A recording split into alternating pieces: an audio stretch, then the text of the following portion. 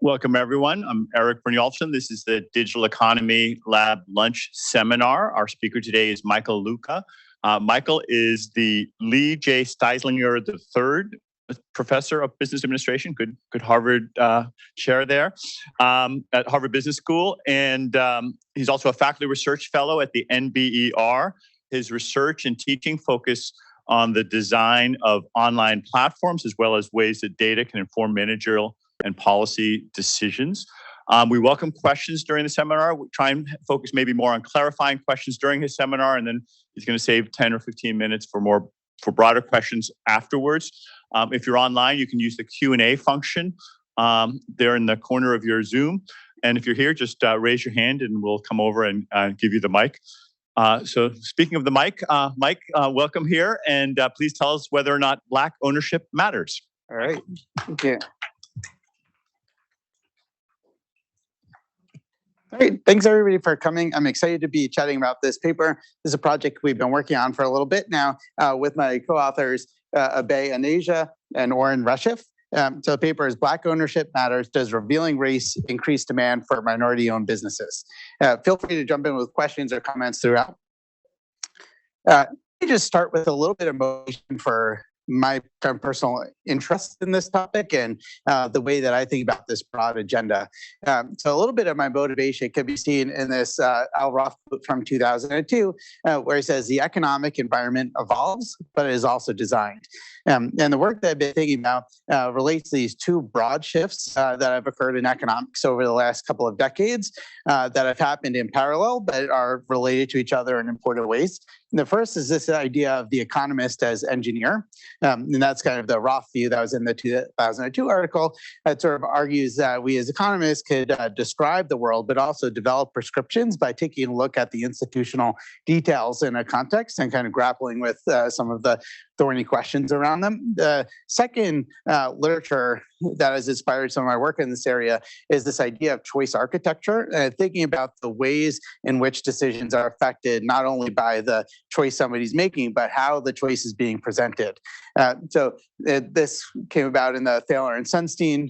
Many of you probably have read Nudge, and that's kind of the basic thesis there. And I've been interested in how that and the ideas of market design permeate in the online economy.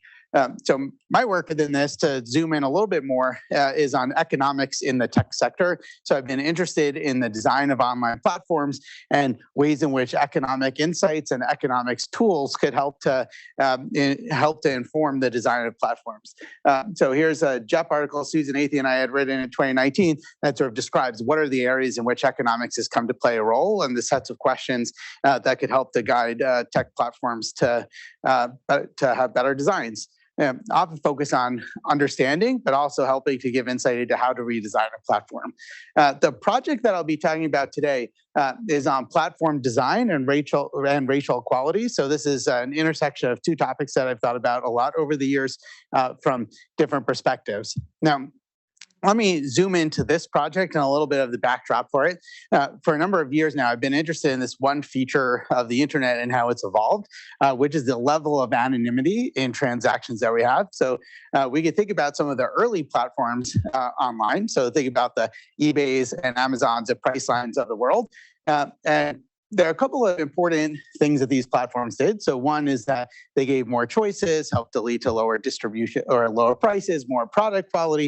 And that's an important set of implications about the internet age. But they also had a second set of implications, which is around how they would affect equity. Because the one important feature of transacting on eBay or Amazon is that your interactions are fairly arm's length. So you could sort of buy a product or transact for a service without seeing a person in person. You just kind of make an order online and get the thing that arrives to your house. And the equity implication of this is that you're at least potentially removing markers of somebody's identity in a way that you're taking away things that people are using to discriminate. And therefore, you're going to mitigate discrimination. And there are some important implications of this, and that some of the early work on the topic said, okay, now not only is the internet going to lead to more product variety and more options for us all, but it's also going to lead to a more equitable society because you're now going to purge the world of some of the discrimination that have been occurring. But I think now we could look at the current landscape of online platforms and see that this isn't always the case, and that this is more of a choice that platforms make about what information to provide and when. We could think kind of in broad terms, there's been a pretty general shift toward less anonymity online. This is something that's kind of been a deliberate set of actions taken by platforms. So you can think about this early quote from Facebook that said, "Online anonymity needs to go away." There's another quote from Brian Chesky, the CEO of Airbnb, that says, "When you remove anonymity, it brings out the best in people." And like the idea here was that by giving more information, not only about products and services, but about the people you're transacting with, this could be viewed as a mechanism to build trust. My earlier research has shown that by reintroducing some of these identifying features, you're actually opening the door back up to have more discrimination in online platforms. So to give an example of how this had manifested, we ran a large-scale audit study in this 2017 paper looking at Airbnb, where we randomly drew 6,400 properties with listed availability 8 weeks out. We sent a message inquiring about the availability, and the only thing that we varied was a name. Some names were more common among African Americans, and some names are more common among white Americans, and that was the only thing that differed. And what we found is that guests with distinctively African American names based on birth records are accepted about 16% less often than those with distinctively white names on Airbnb. So looking at this, we saw there's extensive discrimination on the platform. There's a bunch more results in the paper, but for now, let's just kind of focus on this headline because that's the thing that's going to relate to what I'm talking about today. So now you could ask, what do you do with that information? You know that providing this identifying information can facilitate discrimination. Well, here's what Airbnb did in response to our research. So they made a series of commitments and now made a series of changes to the platforms. They plan to increase the number of properties that use instant booking.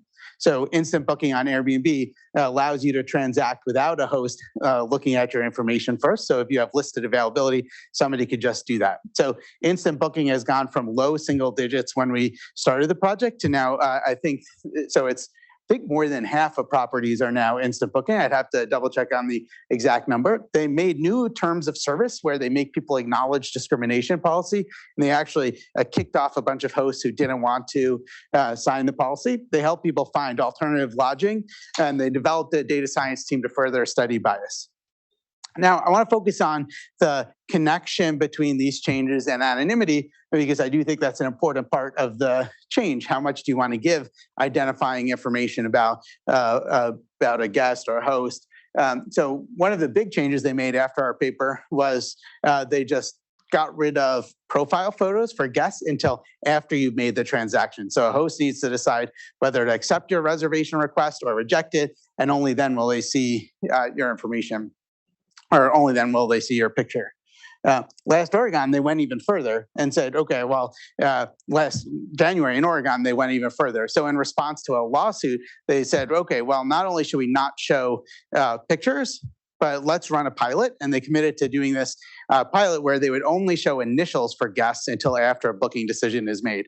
And the idea is kind of go even further in removing identifying information in an effort to reduce bias.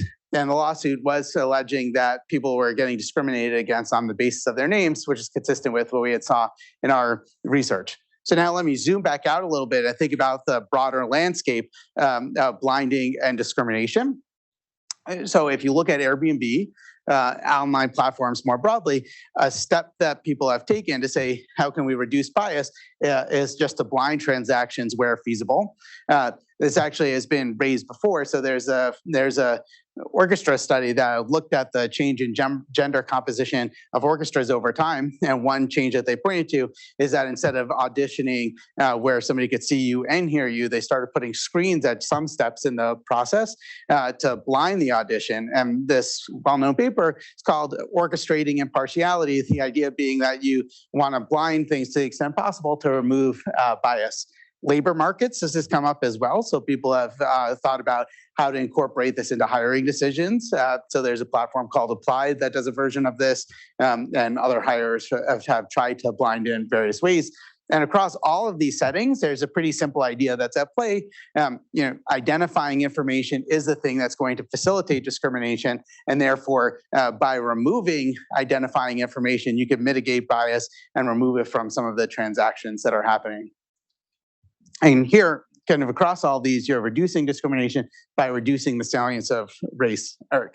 So you had some quotes up there about how identifying information could make people act nicer or better or whatever.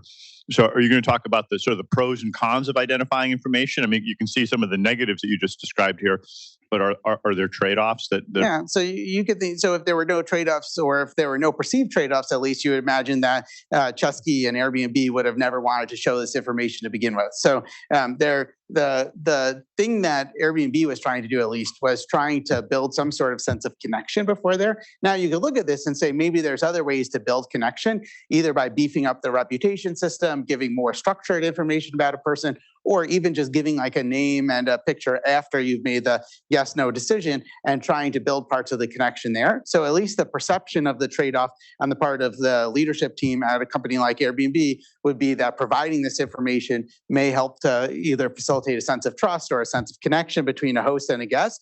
But now the trade-off, which was the blind spot to the decision making they had, was that it also facilitates discrimination. And I think if you look at the period since our initial research came out and now, they've kind of taken an ever growing set of steps in the direction of saying, okay, maybe the benefits don't quite outweigh the cost of this, and put in steps in place to blind things. Is that? Yeah, or a variant on what you're saying is that there's multiple dimensions, and maybe there are some that are beneficial and some that are harmful, and trying to distinguish those. Yeah, part of their agenda. Exactly. And now thinking about the economics of blinding, and you could think about it on multiple dimensions along the lines of what you're saying, but we could also think about what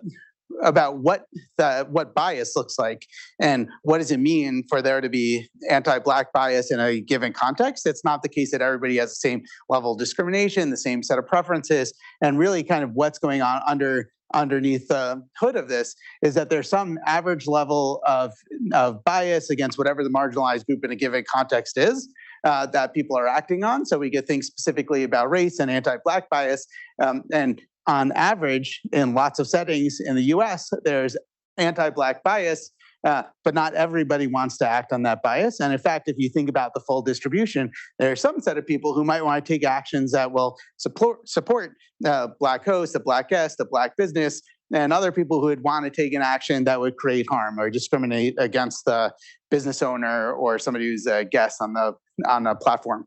So when thinking about what does blinding do, it gets rid of all the actions that create harm, but it also may get rid of actions that could create support if that's something that a platform designer or a market designer wants to do.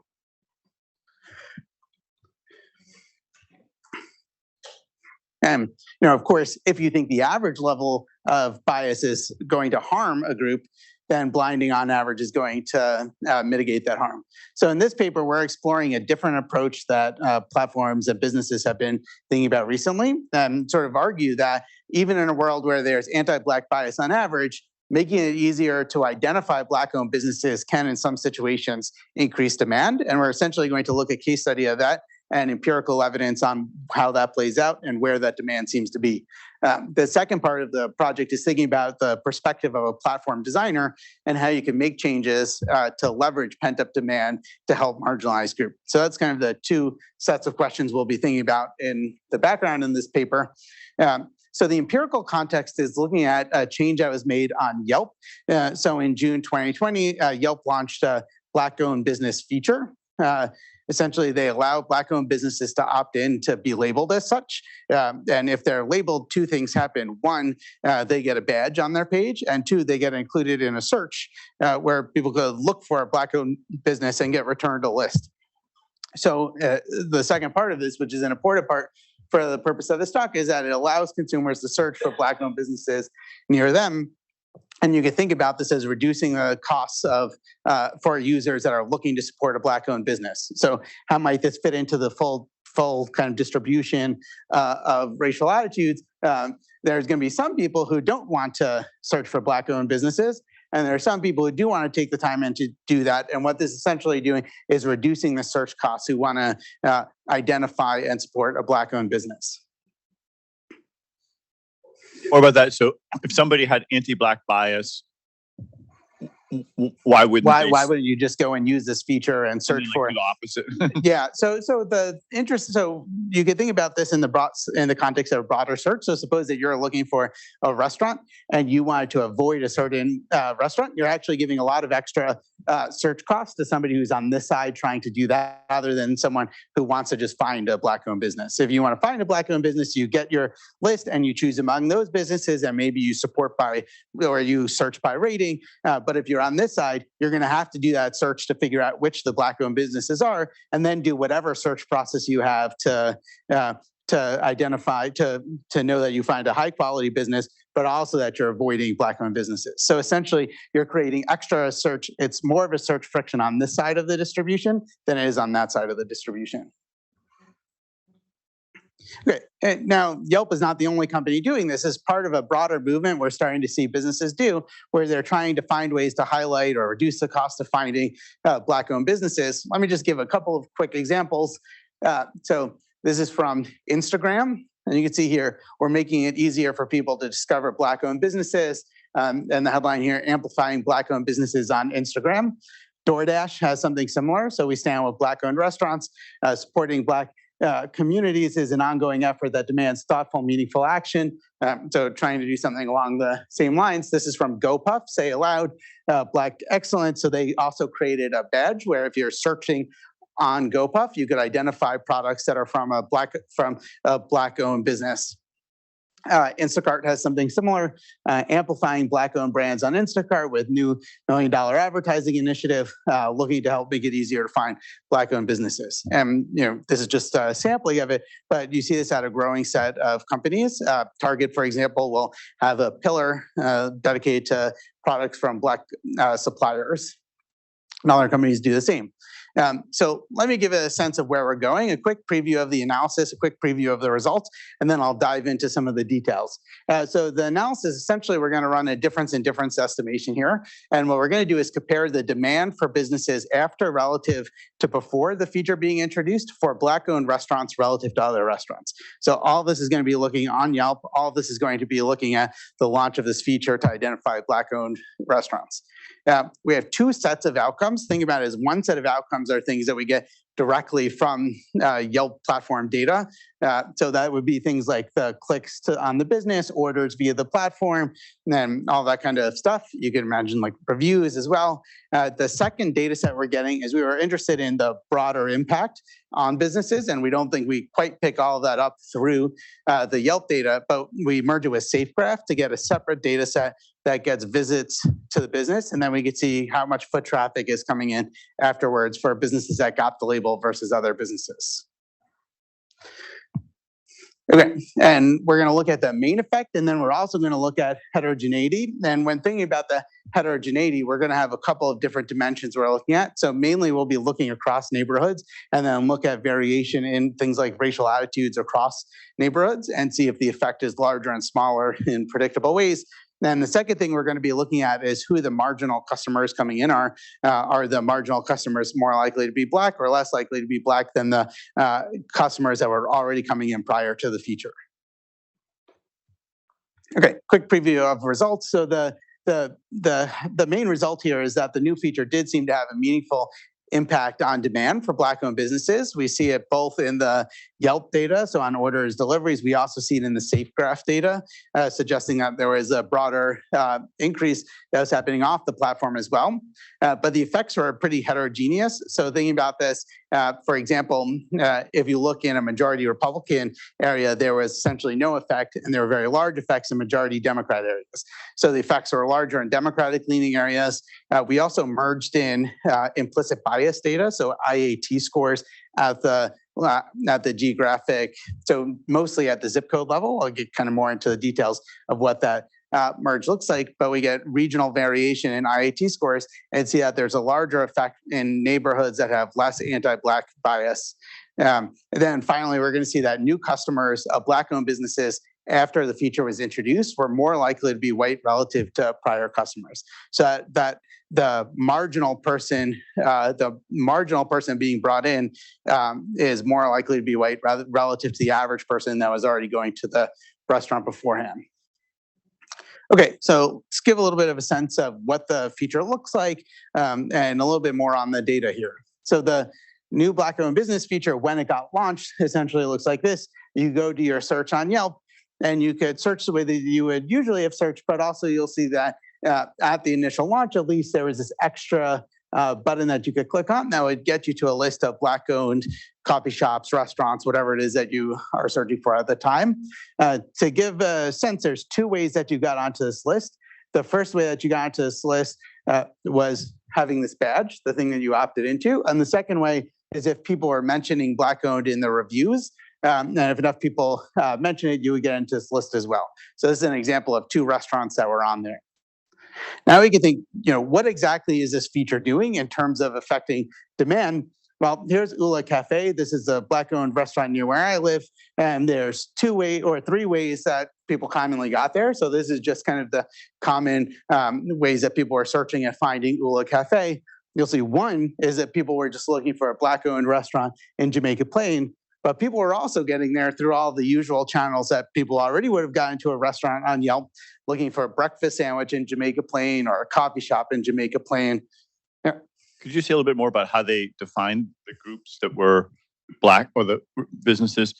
Did they do some kind of certification, or was it based on people volunteering, opt-in? So that's what I was. So the two there are two parts of it. So one is this badge that you would get on your business, and that was entirely opt-in.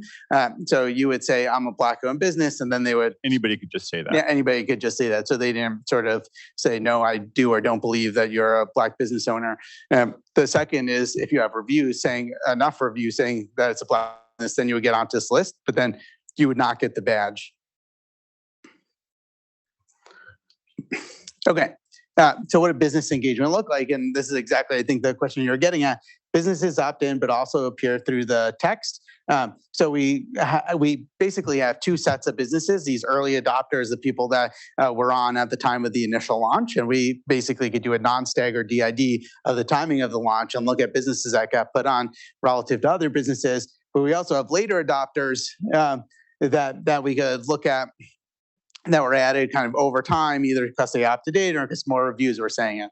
And in the paper, you'll see we have kind of a treatment where we look at the non-stagger just to get a clean estimate of everybody that was put on initially. But we also have sets of analyses that have all the businesses that were added at any time.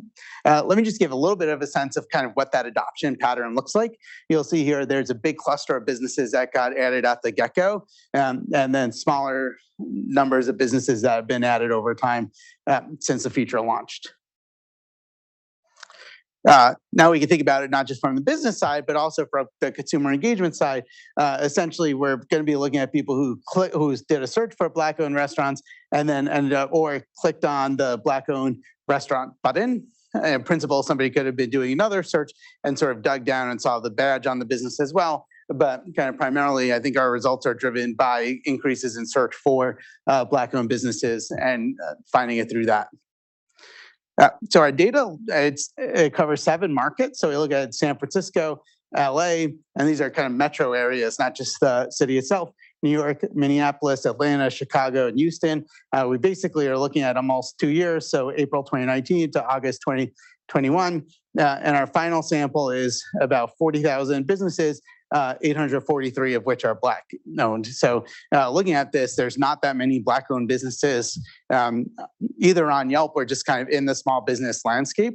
In the places we were looking, I think it's about 2% of businesses from other estimates we were getting were Black-owned. So think about this as a small fraction of total businesses. Yep.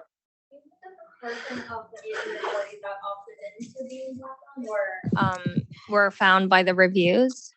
It's a good question. So I don't know No, so the question is what proportion, I'll repeat the question and then I'll say I don't know the exact answer, but the question is what proportion of businesses were added by opt-in versus kind of triggered through review searches? Yeah. So I'm curious, one, how long lasting the effects were, but also whether this was shifting demand potentially from Latinx or female-owned businesses. Yeah, so a couple of thoughts on that. So we'll show how lasting the effects are. So we track this for kind of the months after the thing that got launched, and you'll see that there's a pretty steady or there's a pretty constant increase in business for there. So it does seem like the effects were long lasting. Now, the other question for where is the extra demand coming from? One could imagine it's just, are people more likely to go out overall, or are they or is this business coming from somewhere else they would have gone to? And if so, what are the other businesses somebody might have gone to? I'll add that this was the first feature like this that Yelp launched. So there is a Latinx feature, and we kind of conceptually replicated the results here. So you can see that there's an increased demand for other features as well. So I don't think that this is just unique. There's not something unique about having a Black-owned business feature. But something we haven't done, I think we could probably do more on, is to try to figure out kind of where is the marginal business coming from. The reason that I mentioned kind of that this is a small fraction of businesses is that to the extent that you think this is business, like kind of business stealing from other businesses, there's a lot of other businesses for this to get spread out over. Just wondering what your thoughts are around the time frame of the study being almost aligned with COVID. Was that a motivation for people to maybe go out and support smaller businesses? Sorry, aligned with what? With the COVID? Yeah. So were people going out and supporting business because of COVID? Well, so it's a good question, kind of what the motive is. So there are multiple things going on here, right? So there is COVID, there is also George Floyd, there's lots of other things going on that would cause somebody to go out and support business. Maybe I missed it. When exactly did they switch on this feature, and was it different for different cities? No, so it wasn't different for different. So think about our two types of identification as like the feature launch date, and then you could see like there's a few kind of counterfactuals that we could look at. You could look at Black-owned businesses that got the feature versus all other businesses. We also have a specification in the paper where we look at Black-owned businesses that we identify the ethnicity of the owner from a different data source and compare demand for those businesses versus Black-owned businesses that didn't get the feature. So there we're basically trying to get at like, is the identification issue, is it the feature that's doing the lifting, or is it something else? So as I show the results, we're not too worried about kind of the identification. To his question, what was the date? So that was like the initial launch was June 2020. So it was kind of shortly after BLM started. So we should be thinking about like what else is going on at the time.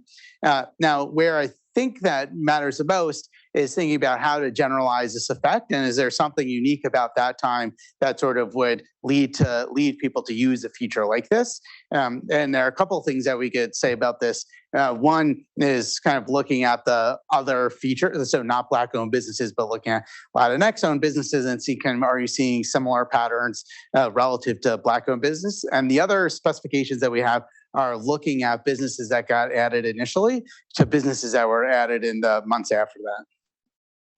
Yeah. Two questions. The first one is how the demand you estimate here, how comparable, how representative is of the total demand. So in other words, Yelp as a platform, to what extent can capture the demand in that area?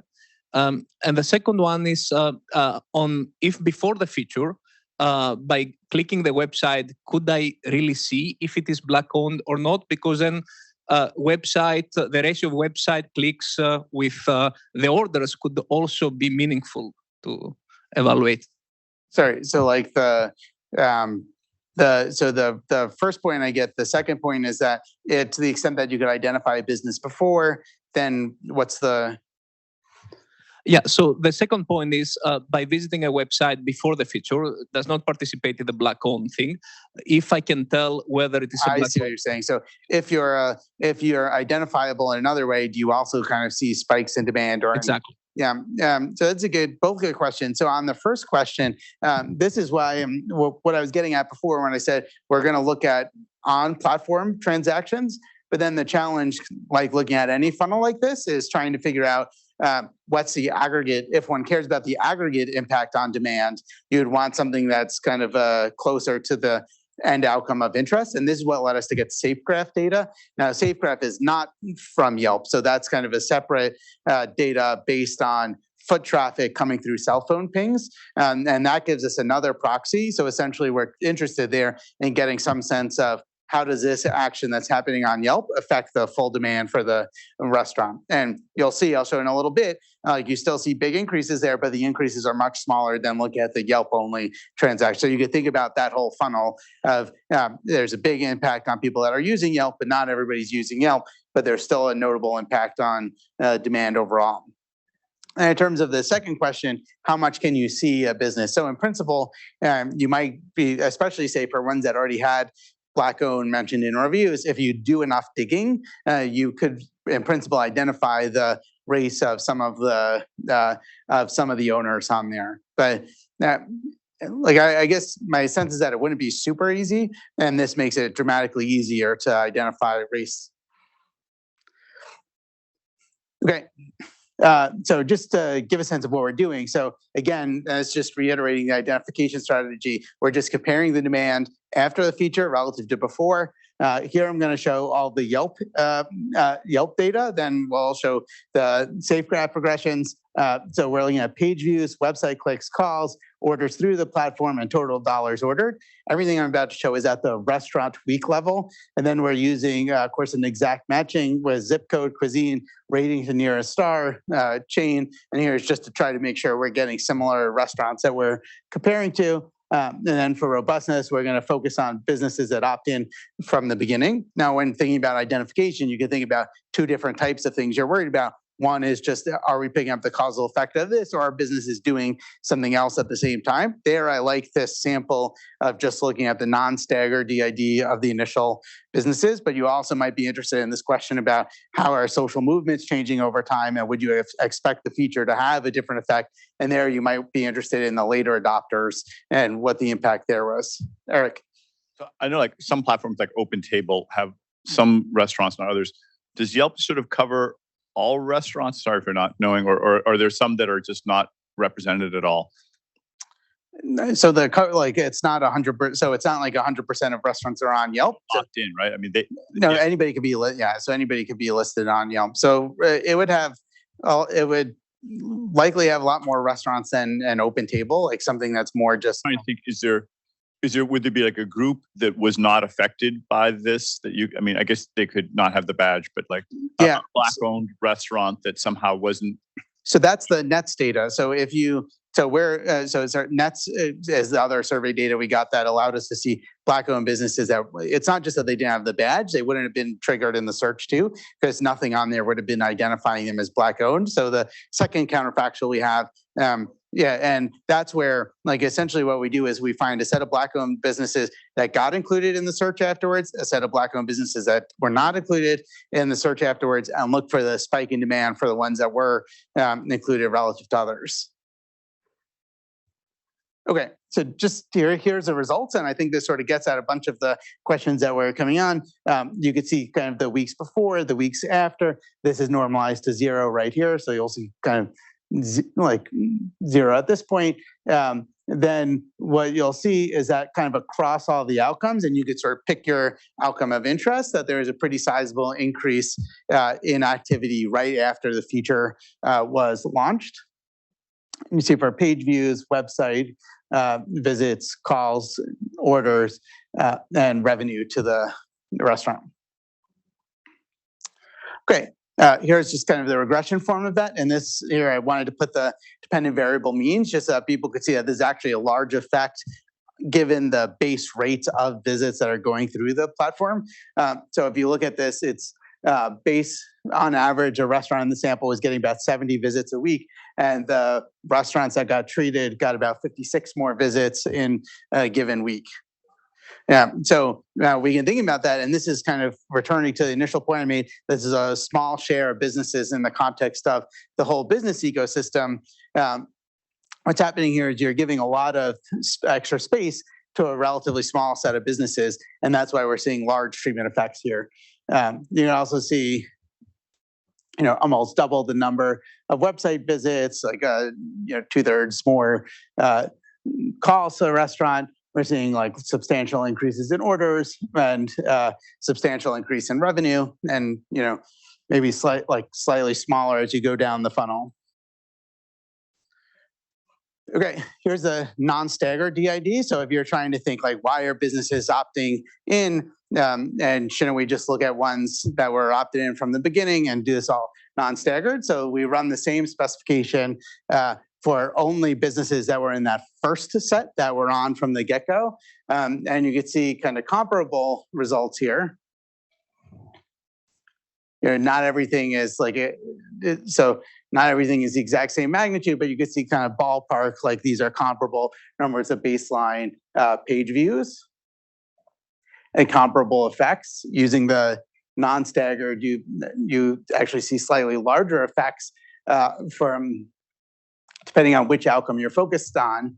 I think kind of what's going on here is some of this, like, is there something special about the time? So you see an effect that's large and that's persistent throughout like the time frame we're able to look at it, but potentially a larger effect for the ones that came on initially from the get-go. Okay, so let me put this into, yep, Emil. Thanks. I'm interested by this distinction of two options to get into treatment. There is this opt-in in which you kind of select to be treated, and then there is the kind of the reviews, which is that you get treated because of the reviews that you kind of didn't have much control over.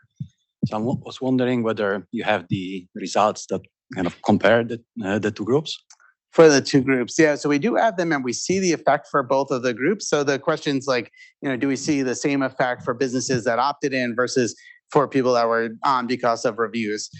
So we see effects for both sets of businesses, which is what made us think that it's about the search functionality rather than just the salience of the feature on there. But I don't have kind of the comparative magnitudes off the top of my head. We can dig back into that and say a little bit more. Yeah, Chris.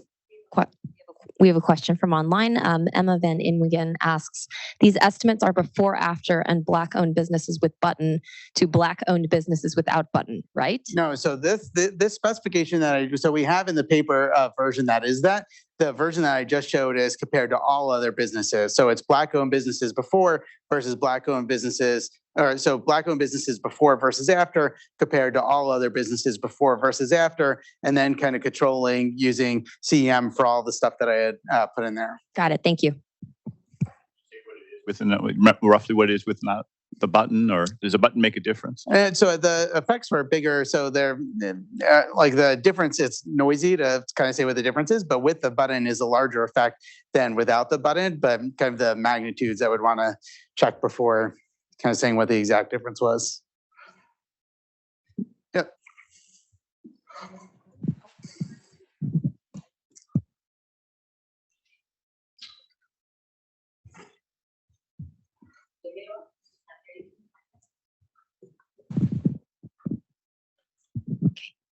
Great. So I'm just amazed. The previous slide, if you can go back to that, that you actually get effects on revenue. So the postdoc and I have been looking at similar, but on sustainability. And this is equity crowdfunding. And we get your results that people go to page views go up and they go to websites, etc. Yeah. But we get negative results on actually doing something. And so I'm just pointing out that you didn't talk much about columns 4 and 5, but that's just amazing. Oh, thank you. Yeah, so this is part of what we were interested in. Like we were kind of interested in, should we think about this as something that gets some initial action but no downstream behavior on there? And to be clear, the revenue here is revenue coming through orders on Yelp, but that's also why we wanted to get safe breath. And we've been thinking about this through a platform design lens, but you could also think about these results through like a CSR lens, right? And say kind of here's a company making a change. Does the change actually change outcomes for businesses on the tail end? Or is this just something where they put the feature up and we shouldn't think about this as having a meaningful impact on things? And that should sort of matter for stakeholders to know which one of those two worlds we're living in.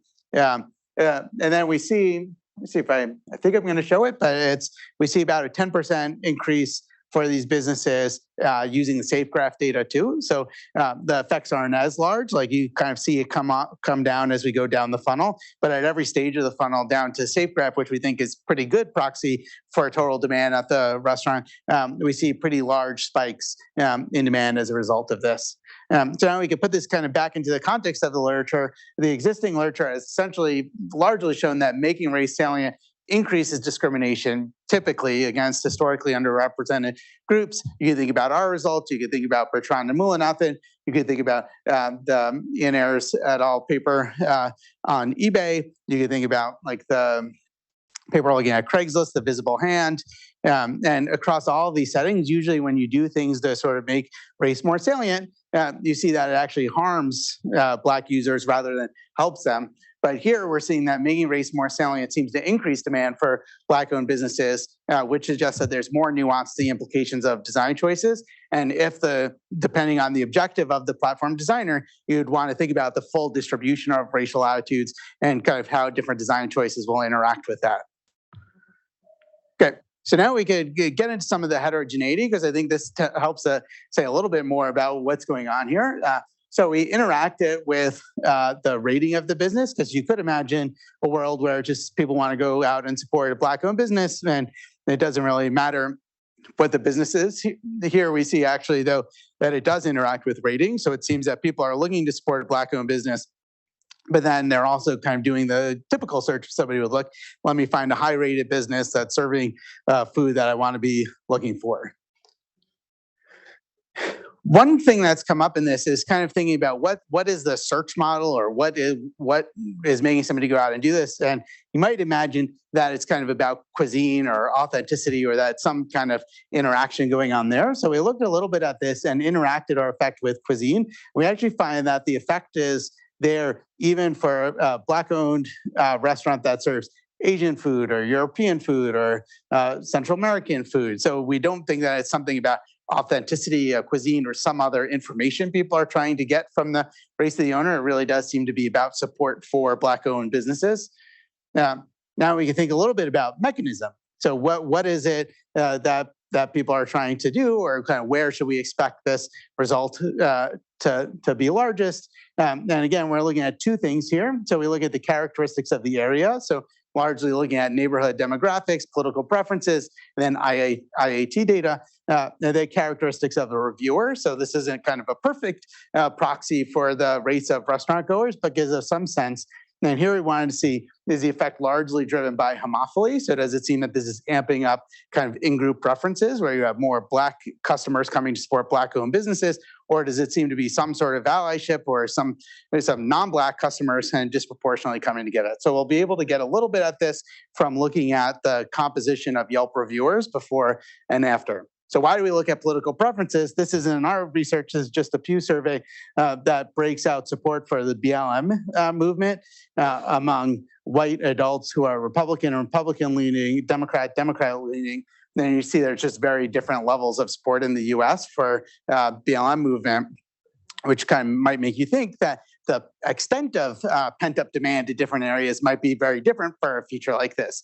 So we merge in voter data at the county level and interact our results with Democrat vote share. So just to give a sense of what the results are, so this is majority Democrat areas, majority Republican areas.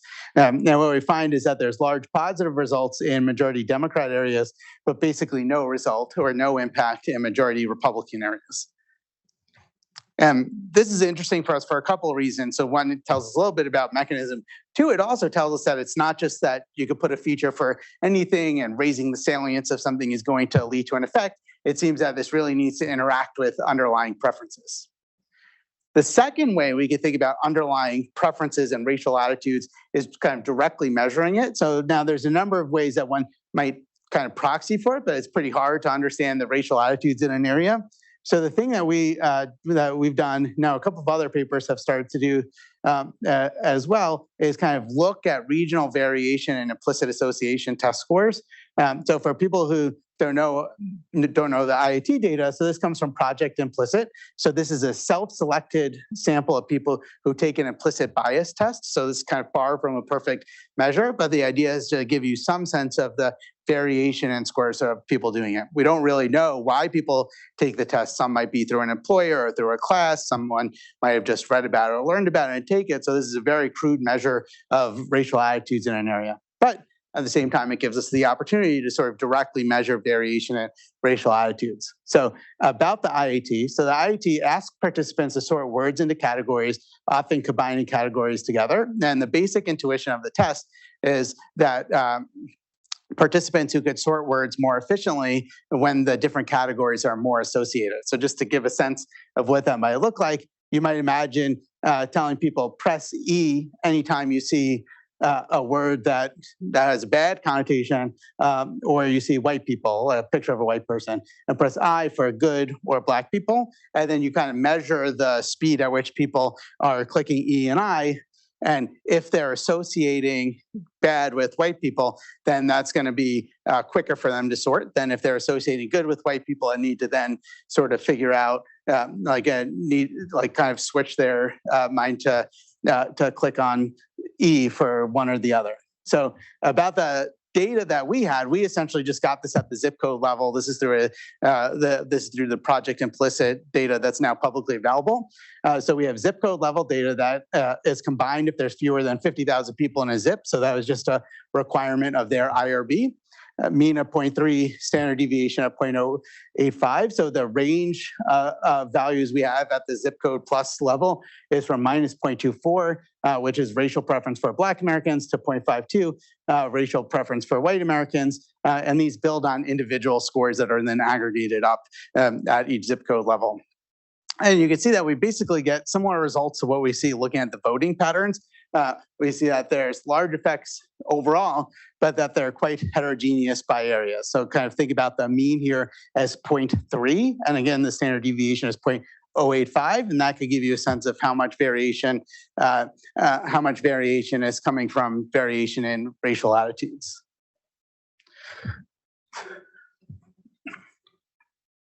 Okay, so let me just kind of walk through a couple of other data points that we have to think about mechanism building here. So we can think about, is this homophily or allyship? So we sort of see that clearly there's racial attitudes are playing a role here, but who are the people that are being affected by it?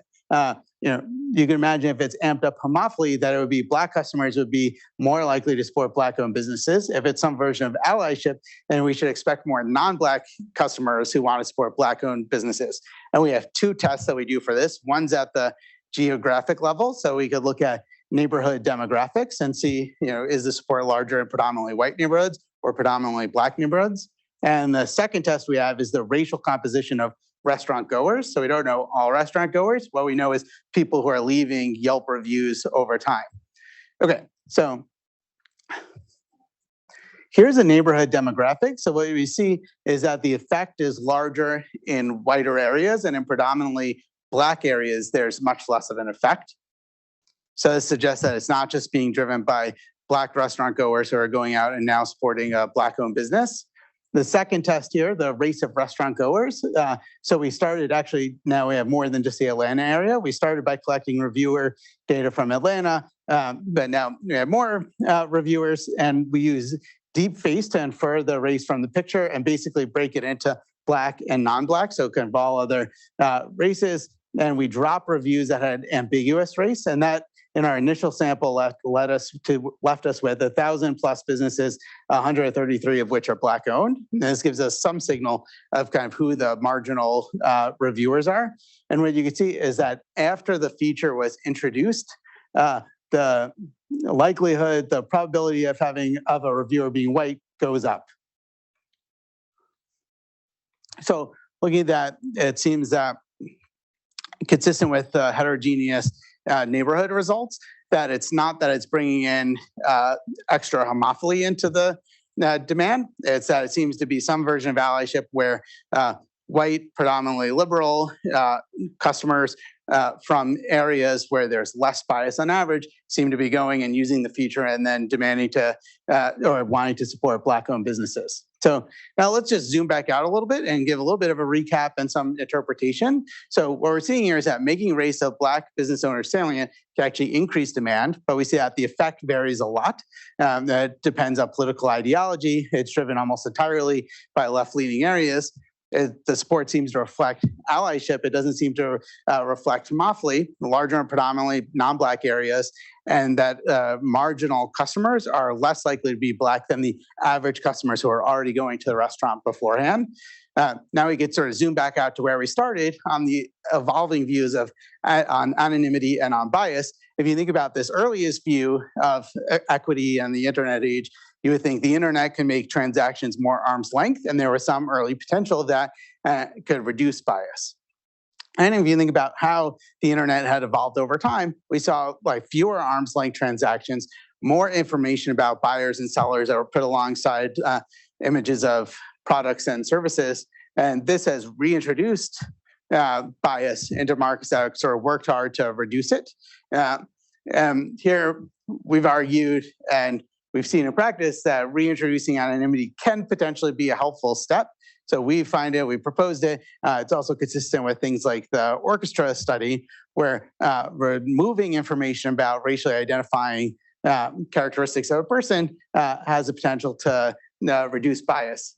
On the flip side, what we're concluding in this paper is that there's more nuance to the implication of design choices.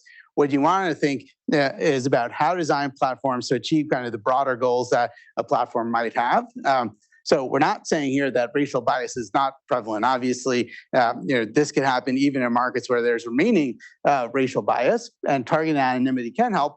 But there's also important social movements aimed at supporting historically marginalized group, and reducing the cost of identifying a marginalized group can enable support, even in a world where there is kind of anti-Black or kind of anti-Black bias on average, or more generally, where there's bias against a marginalized group on average. There are ways to design a platform to sort of tap into demand to support a marginalized group, while not sort of amping up bias that would come from just making information salient to everybody. So let me just stop there. So we do have about 5 minutes. Anyone? I have a few questions, actually. Well, first, just a sort of a clarifying question. Did you see the effect fade over time, which could be either due to, BLM was a big deal when you first started, or it could just be that there was sort of like a novelty salience that people paid attention, then maybe they pay less attention over time? So it's a good question. And the closest that we have to saying something about that is the figures that I had shown. And that's why we kind of show the week by week figures. And you'll see that it sort of seems to level out, so that there seems to be a persistent effect for the businesses.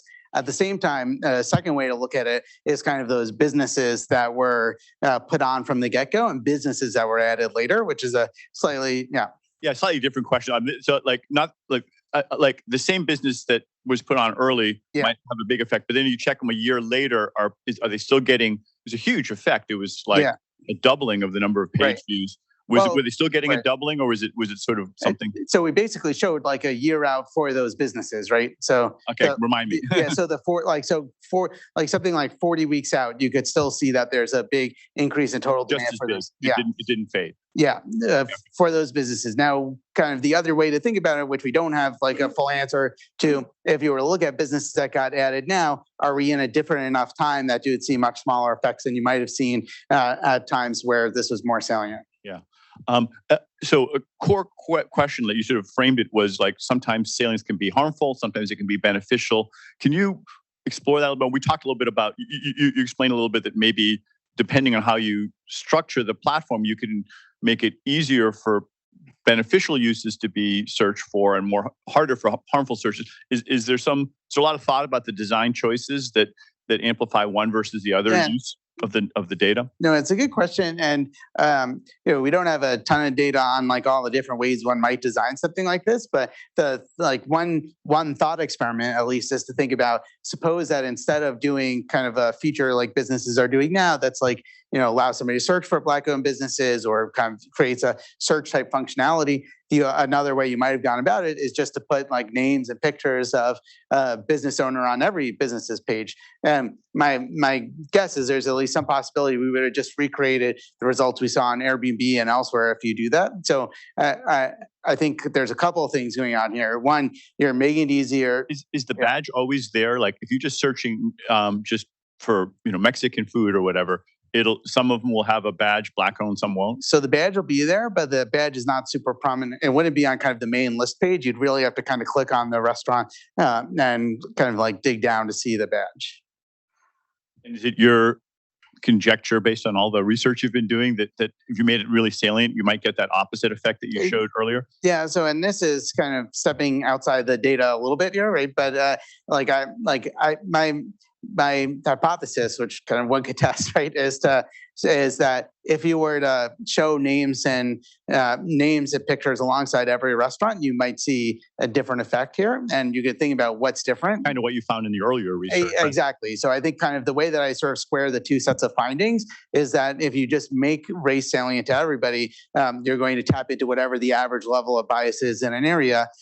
So to the extent that people would tend to discriminate against African Americans, you would see discrimination against African Americans. But here instead, you're kind of adding a little bit of search friction so that somebody would need to kind of go out of their way if they were trying to use this to discriminate against a Black-owned restaurant, but making it well, that's really interesting. It seems really key is that depending on your design choices, you could have the same information have different effects. Yeah, exactly. I liked a lot the results about the heterogeneity. Another one that might be interesting is to look at the market size. I'm wondering whether you looked into this. So the mechanism would be that if you are in a kind of deep market, then the badge allows you to diversify from kind of all the other restaurants. So therefore, restaurants in deep markets would benefit from it, while the restaurants maybe in shallower markets would not. That's a good, yeah. So we haven't looked at that. So your hypothesis would be if you're the only coffee shop in a town, it doesn't really matter because like someone wants a coffee shop, they're going to go either way. But if there's 6 coffee shops, you might see more of an impact. So that's one thing. But then also you could think that if you are the only restaurant, there's a high chance that the big chunk of your customers are anti-Black.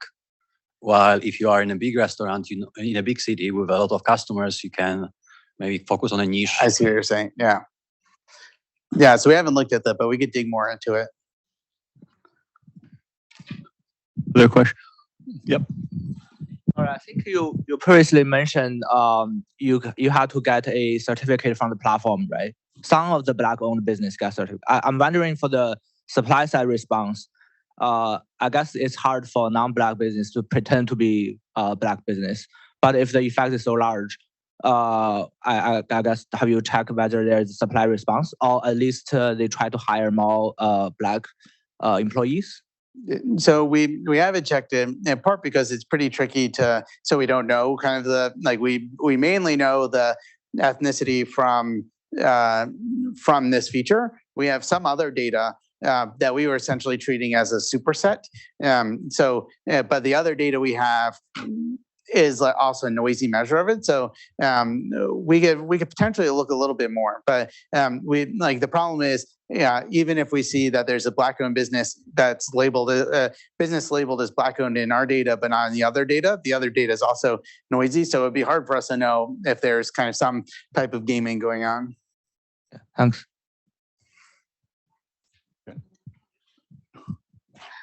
For heterogeneity analysis, I'm wondering if you may look at historical data on users' restaurant selection behaviors on Yelp, so that we know whether the effects are coming from people who have supported Black-owned business, and now the searching, the feature makes the searching easier, or because it makes more salient for people who didn't think about this before. Yeah, that's a good question. So we don't have kind of user search patterns. It wasn't in the data that we got. What we maybe could say is we might be able to get something about just the history of other places. Is that right? So you're thinking is the effect larger? Are the marginal reviewers people who have also gone to other Black-owned restaurants beforehand? Yeah. Good. one last question. So this, I mean, shows enormous effect on this. Do you have a sense, you've done a lot of research in this area, of how much of this is related to race in particular? Like if they were to add a button that says great views or, beautiful music or whatever, like do these platforms have a lot of power to steer traffic, or is there something, particularly important about this question? So it's a good, and there's a couple of ways. So we were like, this was very top of mind for us because we were thinking, is this like what we want to? Is this really just like a salience? So whatever a platform gives to somebody, they're going to use that. I would say like the results seem like they seem to suggest that it's not just, there needs to be some underlying demand, right? And otherwise, like we would have seen like a large effect in majority Republican. Those very pretty curtains probably wouldn't, move the dial much. Yeah, no, I think that, yeah. So I think that, but the fact even that we saw kind of zero effect in majority Republican areas kind of suggests that that like kind of the underlying demand is an important kind of aspect of what's going on. The other question you could ask is like, how does the magnitude of this compare to other things you could do? So we've run like an experiment where kind of businesses have gotten free advertising, and we're actually seeing larger effects here than from the advertising experiment. So I think that these are pretty substantial in the context of things. And I think that's kind of some combination of the movements that have been going on, like kind of broad social support for it, and kind of just the amount of real estate you could give to a relatively small set of businesses. All right. Well, thanks. We're unfortunately out of time, but thanks very much. That was terrific. Appreciate it, Michael. And in a couple of weeks, on March 27th, actually, we have Sandy Pentland talking about economic tales. So see you on March 27th.